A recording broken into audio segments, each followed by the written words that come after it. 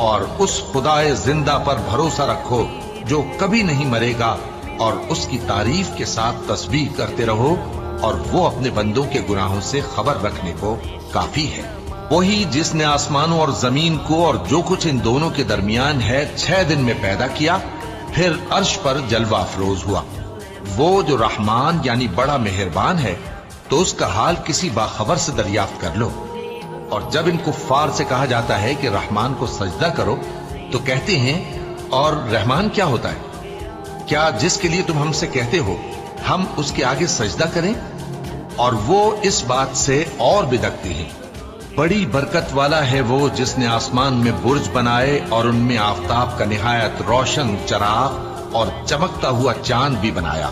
اور وہی تو ہے جس نے رات اور دن کو ایک دوسرے کے پیچھے آنے جانے والا بنایا۔ یہ باتیں اس شخص کے لیے جو غور کرنا چاہے یا شکر گزاری کا ارادہ کرے، سوچنے اور سمجھنے کی ہیں۔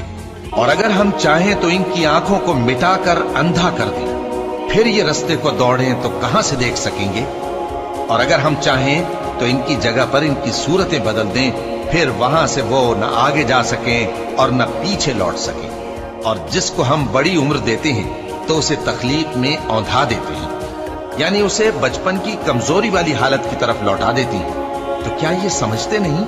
اور ہم نے ان کو یعنی اپنے پیغمبر صلی اللہ علیہ وآلہ وسلم کو شعر گوئی نہیں سکھائی، اور نہ وہ ان کو شایع ہی ہے۔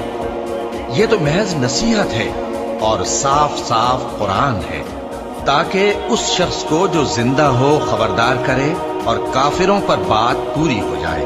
کیا انہوں نے نہیں دیکھا کہ جو چیزیں ہم نے اپنے ہاتھوں سے بنائیں، ان میں سے ہم نے ان کے لیے مویشی پیدا کر دیے، اور یہ ان کے مالک ہیں، اور ان کو ان کے قابو میں کر دیا تو کوئی تو ان میں سے ان کی سواری ہے اور کسی کو یہ کھاتے ہیں، اور ان میں ان کے لیے اور فائدے اور پینے کی چیزیں ہیں، تو کیا یہ شکر نہیں کرتے؟ اور آدم اور اس کی اولاد کی قسم کہ ہم نے انسان کو محنت و مشقت میں رہنے والا بنایا ہے، کیا یہ خیال کرتا ہے کہ اس پر کوئی قابو نہ پائے گا؟ کہتا ہے کہ میں نے بہت سا مال برباد کر دیا، کیا اسے یہ گمان ہے کہ اس کو کسی نے دیکھا نہیں؟ بھلا ہم نے اس کو 2 آنکھیں نہیں دی اور زبان اور 2 ہونٹ نہیں دیے؟ یہ چیزیں بھی دیں اور اس کو خیر و شر کے دونوں رستے بھی دکھا دیے، مگر یہ گھاٹی پر سے ہو کر نہ گزرا۔ اور تم کیا سمجھے کہ گھاٹی کیا ہے؟ کسی کی گردن کا چھڑانا، یا بھوک کے دن میں کھانا کھلانا، کسی رشتہ دار یتیم کو، یا مٹی میں پڑے کسی نادار کو۔ پھر ان لوگوں میں بھی شامل ہوا جو ایمان لائے اور جو صبر کی نصیحت اور ایک دوسرے کو مہربانی کی تلقین کرتے رہے۔ یہی لوگ اچھے نصیب والے ہیں، اور جنہوں نے ہماری آیتوں کو نہ مانا وہی برے نصیب والے ہیں۔ یہ لوگ آگ میں بند کر دیے جائیں گے،